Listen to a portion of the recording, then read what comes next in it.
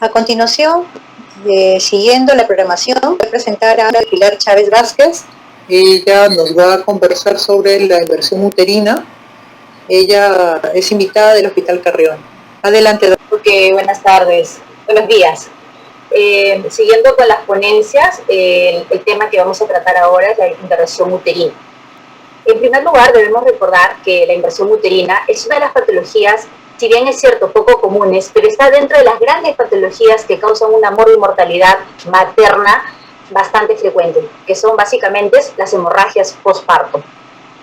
Sabemos que las hemorragias postparto están consideradas como la causa de mortalidad más frecuente, ¿no? Dentro de los cuales, recordemos, vamos a tener básicamente la clasificación de las 4T, ¿no? Tanto el tono, tejido, trauma y lo que es básicamente las trombosis. En cuanto doctora, por si acaso no amplió su pantalla, al menos no la hemos ampliado. A ver. Ah, ya sí. Muchas gracias, doctor. Listo. Okay. ¿Ya? Entonces, dentro de lo que es la tercera T, que es básicamente el trauma, tenemos una de las patologías que, si bien es cierto, como ya lo mencioné, es rara la frecuencia en la que se presenta, es una de las patologías más mortales que podrían presentar o darse como complicaciones si es que no actuamos prontamente y adecuadamente. Entonces, la idea básicamente de reconocer este tipo de patología que se presenta es dar a conocer básicamente los mecanismos y medios que nosotros tenemos para poder hacer una atención inmediata y obviamente controlar el sangrado. Primero que nada vemos la inversión uterina, es una emergencia obstétrica, como ya le he mencionado, rara, ya, porque una frecuencia es bastante pequeña, vamos a ver la epidemiología con la cual se presenta más adelante, y vamos a ver que principalmente se presenta en el tercer periodo del trabajo del parto, ¿no? Se define básicamente como la invaginación, ya sea parcial o total, del fondo del útero a través del cérvix. Hablar de la inversión uterina, en realidad, es hacer o dar a conocer algunas características que se han venido dando ya desde hace bastantes años, ¿no? Anteriormente, en el año 2500 a.C., ya se remonta, ¿no?, el conocimiento de lo que es la anatomía, y los egipcios, a través de sus papiros, distinguían ya lo que es básicamente útero de vagina. Posteriormente, 370 a.C., Hipócrates fue el que básicamente nos dio una noción más clara acerca básicamente de la inversión uterina, es decir, una distinción básicamente entre lo que era útero y vagina, ¿ya? Luego, 200 años después de Cristo, Sorano definió básicamente lo que es la inversión uterina y lo atribuyó principalmente a la tracción del cordón placental. Avicenna, 1037 después de Cristo, describió la diferencia entre la inversión y el prolapso, ¿no?, que son diagnósticos diferenciales que se deben tener en consideración. Dentro de la epidemiología de la inversión uterina, vamos a tener en cuenta dos tipos de inversión uterina. La inversión uterina puerperal aguda, que es obviamente la que nosotros vamos a tratar en esta ponencia debido pues a la emergencia obstétrica, ginecobstétrica que tenemos acá, ¿no? Y otra es la básicamente inversión uterina no puerperal. Dentro de la inversión uterina puerperal, esto ocurre, como ya les mencioné, en el tercer periodo de trabajo de parto y tiene una incidencia de 1 en 20.000 a 1 en 25.000 partos, es decir, es rara la presentación o esta forma de presentación. La estadística más frecuente nos indica básicamente, de acuerdo a si es la inversión uterina post-cesárea o post-parto vaginal, ¿no? Como lo vemos ahí, en 1 en 1860 en cesáreas y en 1 en 3737 en partos vaginales. Recordemos que tanto las vías de terminación de gestación por vía abdominal o por parto vaginal pueden presentarse la inversión uterina. La inversión uterina no puerperal es, o como ya lo mencioné, también mucho más rara. ¿Ya? Y no hay mucha evidencia acerca de este tipo de estadística propiamente, la incidencia. ¿Por qué? Porque los casos son raros, ¿no? Una serie de casos muy importantes que un estudio fue el de Matt Collat, donde el 85% fue de origen puerperal y el 15% fue no puerperal, ¿no? En la variedad puerperal vemos pues, ¿no?, que el 8% fue de origen súbito. Vamos a ver a continuación cada una de las causas, ¿no? Principalmente vemos las puerperales, que es el primer cuadro que se presenta, ¿no? Donde vamos a ver que van a deberse a diversas causas que nosotros tenemos que tener en cuenta en la atención del parto. tanto en lo que es el expulsivo como en el alumbramiento, y obviamente en las características previas que debemos tener en cuenta en el parto que nos pueden llevar a que exista pues no una inversión o factores de riesgo que nos podríamos identificar previamente para controlar mejor si es que pudiera presentarse este sangrado. Como por ejemplo, en el caso de la etiología puerperal, vamos a ver las tracciones del cordón umbilical durante ese periodo del parto, que esa tiene que ser adecuada, una tracción efusiva, una tracción no controlada, una mala maniobra de tracción y no hacer una contratracción, por ejemplo, en un parto vaginal, nos puede llevar obviamente también a una inversión uterina. La presión fúndica excesiva, que también hacemos en el fondo uterino al realizar pues, ¿no? La extracción de la placenta, sin procurar hacer una contratracción adecuada. También que el cervix, el istmo y el útero estén relajados, también nos puede llevar a una inversión. La placenta acreta, el cordón umbilical corto, la extracción manual de la placenta y algunas anomalías congénitas uterinas, ¿no? De igual forma se tiene en consideración en aquellas pacientes primíparas, ¿no? Con expulsivos rápidos, ¿no? Después de una fase de dilatación prolongada, que muchas veces las vemos nosotros cotidianamente en nuestros centros obstétricos, ¿no? Igualmente aquellas primíparas con analgesia epidural y o parto instrumental, ¿no? Dentro de las patologías o causas no puerperales, que es el segundo cuadro, vamos a ver básicamente los tumores benignos o malignos del cuerpo uterino, ¿no? Más frecuentes los miomas unicosos, que son los que se van a caracterizar dentro de esta patología. Los pólipos, también los sarcomas, ¿no? Tanto uterinos y cervicales, y el cáncer endometrial también se puede asociar. Es decir, hay patologías de inversión uterina que se presentan en patologías ginecológicas y que obviamente la forma de presentación no es aguda, que es el tema de ahora, sino es básicamente una forma de presentación crónica y que lleva a esta inversión uterina. Otra de las causas que también debemos de mencionar son las idiopáticas, que se presentan en menor porcentaje, en aproximadamente el 8%. ¿Cómo es que clasificamos entonces la inversión uterina? Se van a clasificar teniendo en cuenta varios criterios. En primer lugar, el momento de aparición. Puede ser aguda, subaguda o crónica, ¿no? Aguda cuando aparece en las primeras 24 horas puerperales, que es el primer cuadro que se ha mencionado, asociado a esas causas principalmente. Subaguda, que aparecen desde las 24 horas hasta las 4 semanas. Y la crónica, que aparecen posterior a las 4 semanas. Otra forma de clasificación, que es la que de repente tenemos más en consideración, es según la extensión, ¿no? Y en esta se dividen básicamente en 4 grados. El grado 1, es decir, cuando el fondo del útero se va a extender hasta el cuello uterino. Como vemos en la primera gráfica de colores, ¿no? Vemos acá el grado 1. En el grado 2, la protrusión del fondo por debajo del anillo cervical, el anillo de constricción, pero no llega al orificio vaginal. El grado 3 es básicamente completa, es decir, la extensión del fondo hasta el orificio vaginal propiamente, ahí sí llega al orificio. Y en el grado 4, cuando hay un desplazamiento total, ¿no? La vagina invertida con el útero por debajo del orificio vaginal, ¿no? Como vemos en estos cuadritos de acá. ¿Cuál es el cuadro clínico? Como ya les mencioné, la inversión uterina es una de las patologías que están asociadas muy frecuentemente a las hemorragias postparto. El signo típico, obviamente, de una inversión uterina es la hemorragia descontrolada, la hemorragia grave.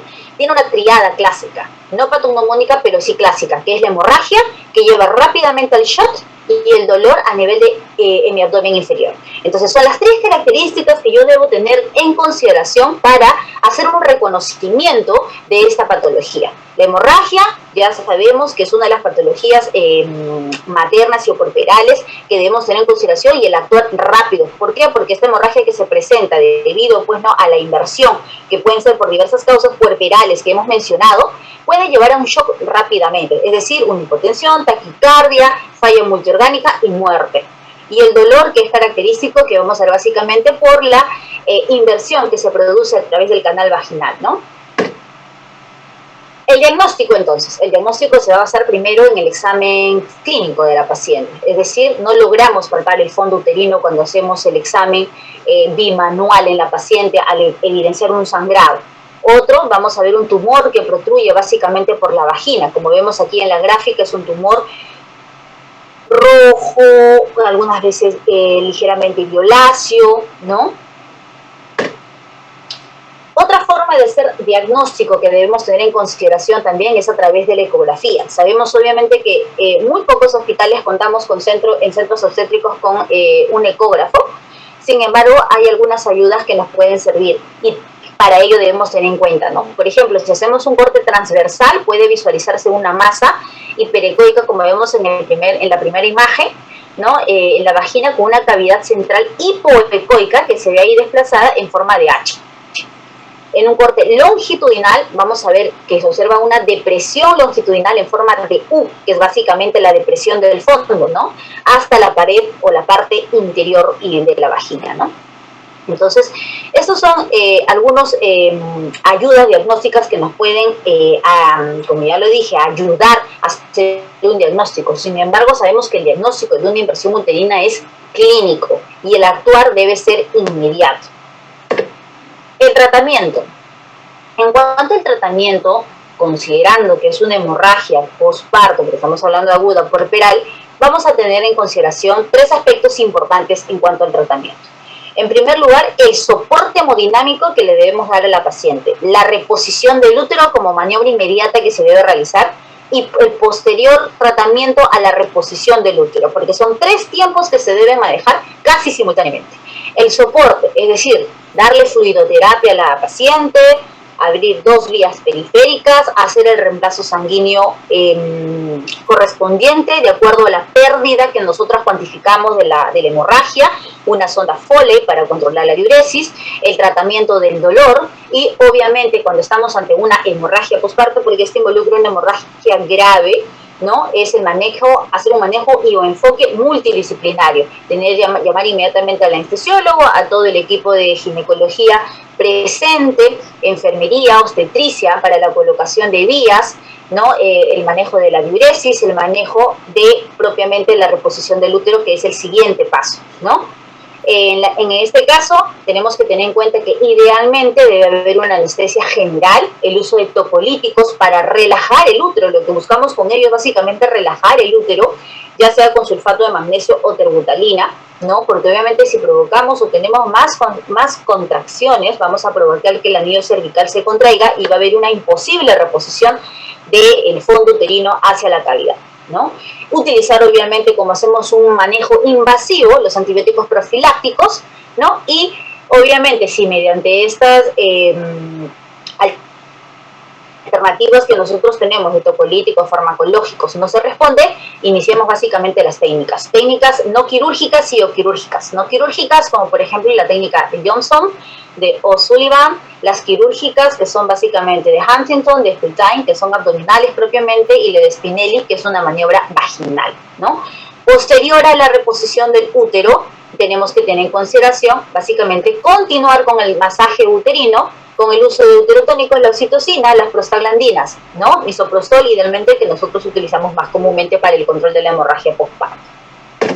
Entonces, dentro de lo que es el tratamiento no quirúrgico, hemos mencionado la técnica de Johnson, que es la técnica de la reposición uterina, una de las maniobras o técnicas más empleadas y en las que la mayoría de los ginecólogos tienen la pericia de poder hacerlo, pero tiene que ser adecuadamente. Consiste en introducir básicamente la mano, ¿no?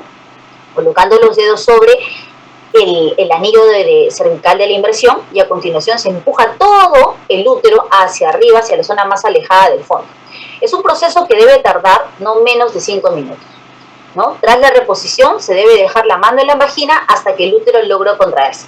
Concomitantemente, como les he mencionado, se deben seguir utilizando los uterotónicos todo para lograr una contracción, ¿no? Si en caso no funcionara esa maniobra, la más empleada, se debería pasar al tratamiento quirúrgico. Entonces, una de las maniobras es básicamente la técnica de Johnson, que en diversos estudios se ha establecido que tiene una significancia estadística con respecto a otras maniobras que vamos a ver, ¿no? En reponer el útero y que logre un resultado efectivo en ese tiempo. Que lo más importante es el tiempo. Lo que medimos acá es que la maniobra tenga el tiempo adecuado para poder controlar el sangrado.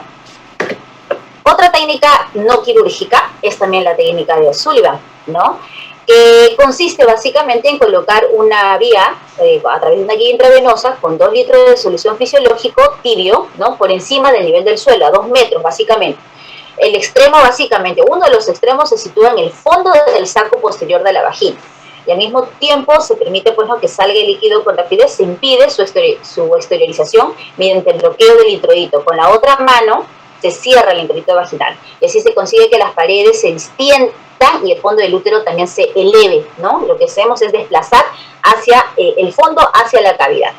Esta maniobra tiene una duración aproximada de 5 a 10 minutos.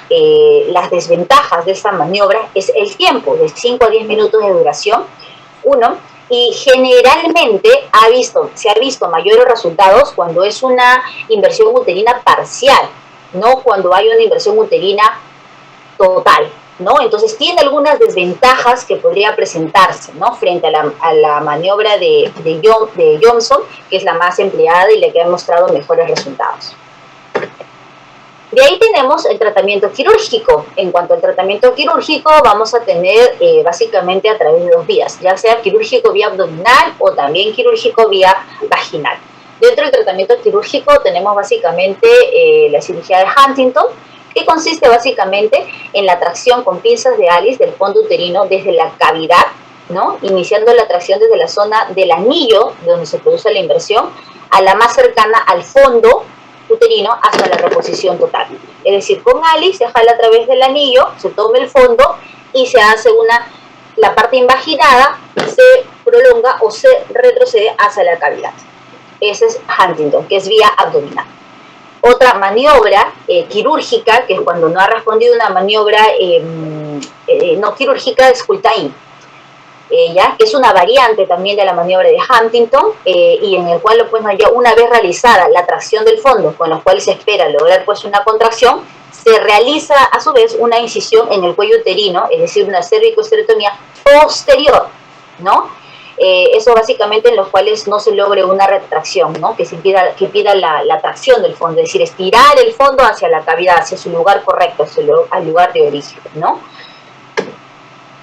Otro tratamiento es quirúrgico, es básicamente la histerectomía abdominal, que solo es indicado cuando no hay una respuesta a la reposición quirúrgica que hemos mencionado anteriormente, es decir, con Alice sobre todo y en la cervicotomía, o cuando hay una atonía masiva en el cual no podemos esperar el tiempo para lograr la contracción, o cuando hay una necrosis luego de la reposición. Recordemos que al haber la invaginación también vemos pues, ¿no? que el anillo cervical logra una contracción fuerte, ¿no? que puede provocar una necrosis, y esto alteraría más las condiciones de la paciente. Por eso también en ese caso estaría indicada una histerectomía. Y otra técnica que es vía vaginal es básicamente la maniobra o la técnica de Spinelli, que consiste igualmente en la realización de una colpohisterectomía posterior, ¿no? para dividir el anillo, ¿no? y la posterior reversión a través de la incisión. Es decir, en la cara posterior de la vagina, la colpo, se hace un corte, a través de eso se visualiza el fondo y se tracciona hacia el lugar correcto donde debería estar el fondo, ¿no? Posterior al tratamiento quirúrgico, ¿no? una vez lograda la contracción, tenemos que darle un tratamiento adicional, que es básicamente administrar los serotónicos, ¿no? como son oxitocina, ¿no? ergometrina, una ampolla dosis única, carbetocina, una ampolla también, y gluconato de calcio, sobre todo en casos que nosotros hemos dado el sulfato de magnesio en la parte inicial de nuestro tratamiento. Aplicación de antibióticos profilácticos, igualmente, como es básicamente la ampicilina en relación con el metronidazol, y la cefotaxima también con metronidazol, todo endovenoso, ¿no? Entonces, debemos tener en cuenta que ante una sospecha clínica, es decir, hemorragia, tumoración o shock, descompensación de la paciente, se debe colocar primero o tratar primero el soporte de la paciente, es decir, dos vías periféricas, solución cristaloide, pedir los exámenes analíticos que hacemos siempre para una sospecha de una hemorragia posparto, ¿no? y hacer un manejo multidisciplinario, enfoque multidisciplinario, y llamar a todos los especialistas, al equipo que está de guardia, es básicamente el ginecólogo, obstetras, enfermeras, al anestesiólogo, ¿no? para que tenga preparada una sala de forma inmediata, si en caso no se lograra una reducción inmediata. Hacer obviamente primero concomitantemente a este soporte vital que se le da a la paciente, una reducción manual, que es a través de la maniobra de Johnson, que es la más indicada, la más empleada, ¿no? Si se logra, pues, con ello controlar, vamos a ver, pues, ¿no?, que se puede hacer luego la extracción de la placenta y continuar con los oxitóxicos. Si vemos que hay, después de la reducción manual, utilizamos también los úteros relajantes, como son la ritodrina a 0.15 miligramos vía endovenosa, la terbutalina, que se utiliza a dosis de 0.12 o 125 a 0.25 intravenoso, nitroglicerina también. Si hay hipotensión, sulfato de magnesio, 2 a 4 vía intravenosa en 5 a 10 minutos, ¿no? Anestesia general. Idealmente se debe realizar anestesia general. En varios estudios se han realizado básicamente las comparaciones entre anestesia general y epidural. Obviamente encontramos más resultados o mejores resultados con una anestesia general por el efecto que se produce, ¿no? Y obviamente si no hay una respuesta hasta ese entonces, el abordaje quirúrgico, que ya son básicamente vía abdominal o vía vaginal. En este caso, vía abdominal cuando no hay respuesta por el riesgo de terminar con una histerectomía, como es el método de Huntington, y si fracasa el método de Hutain, y si no, a una histerectomía, ¿no?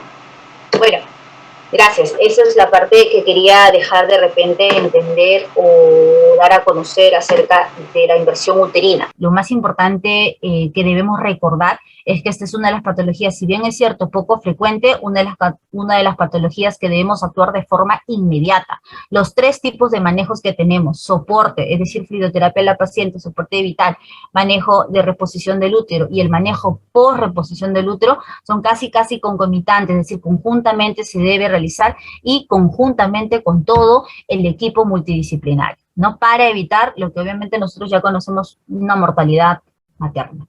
Gracias. Muchas gracias, doctora. Muy interesante su exposición. Estoy dejando abierto ya el canal de preguntas para en un momento leerle lo que los panelistas estarían interesados en saber. Doctora, acá están formulando ya preguntas. Se lo comento. ¿También podría presentarse un shock neurogénico que complicaría el caso? Esa es una de las preguntas. Luego también consultan, ¿podría volver a repetir las técnicas quirúrgicas que usted presentó? Gracias. Okay. Sí. En cuanto a la primera pregunta, si podría presentarse un shock neurogénico, sí. Los shocks que se presentan básicamente en este tipo de patologías son básicamente el shock hemorrágico, que es obviamente la tensión aguda inmediata que se tiene que tratar en esta paciente, pero también el shock neurogénico está presente en este tipo de patologías. Se presentan los 2 tipos de shock. En la segunda pregunta, como les había mencionado, las técnicas quirúrgicas. A ver, las técnicas quirúrgicas se dividen básicamente en 2, vía abdominal y vía vaginal. Las técnicas vía abdominal, vamos a mencionar básicamente 2, que son básicamente la técnica de Huntington y la técnica de Hutain. En la técnica de Huntington, lo que nosotros hacemos es, con las pinzas Alice, a través básicamente del anillo cervical o la zona más cercana al anillo cervical, que es la zona a partir de la cual se está logrando invaginar el útero, lo retomamos, lo traccionamos hacia la posición correcta donde estaba el fondo uterino. Con estas pinzas de Alice yo lo que busco, asociado justamente con algunos uterotónicos que se deben realizar, ¿no? Con esto llevo lograr la contracción y mantengo las pinzas Alice en esta tracción constante hasta que se logre la contracción uterina. La otra maniobra es la maniobra de Hutain, ¿no? Que es una variante. Se mantiene traccionado el útero a través del anillo cervical para que el fondo se traccione también y realice su estado normal, pero en este caso, al no ver un tiempo prolongado, básicamente en 5 minutos no logramos la contracción o no se logra traccionar totalmente el fondo uterino, entonces se hace una incisión a nivel del cuello, ¿no? Una cervicohisterectomía posterior, ¿no? Para que con esto yo pueda reparar desde el cuello, ¿no? Hasta la zona del útero. Y con esto logro una tracción también del fondo uterino hacia el estado inicial o basal del fondo uterino. Esas son las 2 formas de las vías abdominales. La otra forma quirúrgica es, bueno, la otra es que si no responden ninguna de estas, que son obviamente menos radicales, se hace la histerectomía, ¿no? Que está indicado básicamente cuando hay una respuesta, cuando hay una anatomía uterina, una hemorragia masiva o hay necrosis, ¿no? Luego de la reposición. Y la otra maniobra quirúrgica es básicamente la vaginal, ¿no? Que consiste básicamente en hacer un corte o una incisión, igualmente a nivel, pues, ¿no?, del anillo de constricción, para levantarlo y a partir de ahí, visualizar, hacemos una colpo posterior, visualizamos y de ahí se tracciona el fondo del útero, ¿no? Por eso es una colpohisterotomía, ¿ya? Son las técnicas quirúrgicas principales que se utilizan básicamente en este tipo de patologías, ¿no? A ver, creo que había otra pregunta más. No, ya. Ya, acá veo otra pregunta. Sí, han formulado una pregunta. Acá veo otra pregunta. Sí. La pregunta es, ¿existe la probabilidad de que en el siguiente parto suceda nuevamente la inversión uterina? Ya, sí. Debemos recordar que existen factores de riesgos que pueden estar asociados, ¿no? La localización de la placenta, si una paciente también tuviera cirugías previas, una placenta ácreta como antecedente, ¿no? Entonces, en esos casos, ¿no?, hay que tener en cuenta básicamente los factores de riesgo. La sobredistensión uterina, que está asociado a diversas patologías, como embarazos gemelares, ¿no? Puede suceder nuevamente una inversión uterina. Se tiene que tener en cuenta principalmente los factores de riesgo que tiene la paciente. O simplemente con tener el antecedente de una inversión uterina porque no logra controlar las contracciones adecuadamente postparto, es un índice, un factor de riesgo para nosotros tener en consideración, ¿no? Hay otra pregunta, que es la dosis de misoprostol. Cuando hablamos de una inversión uterina, recordemos que estamos hablando básicamente de una hemorragia posparto. Entonces, sabemos las dosis de misoprostol que le podemos dar, tanto vía rectal principalmente, ¿no? Que le damos 4 tabletas de 200 microgramos, ¿no? Para lograr controlar la hemorragia posparto, ¿no? Se le puede dar de 600 a 800, ¿no? Es la dosis promedio que nosotros damos para el tratamiento de la hemorragia posparto. Recordemos principalmente que estamos tratando una hemorragia posparto. La inversión, los mecanismos, es la forma de nosotros actuar para evitar que llegue a una atonía uterina, es decir, que la hemorragia se haga masiva, que sería pues ahí catastrófico para la paciente, ¿no? Estamos ante una hemorragia posparto, entonces tenemos que seguir por ello el protocolo de todo lo que es una hemorragia posparto.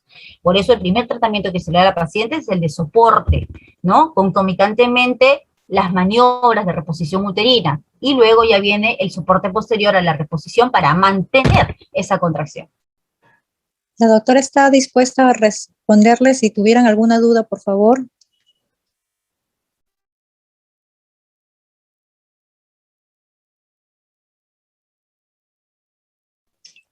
Listo. Muchas gracias, doctora. Creo que ya las dudas han sido disipadas. Muy interesante su ponencia. Gracias.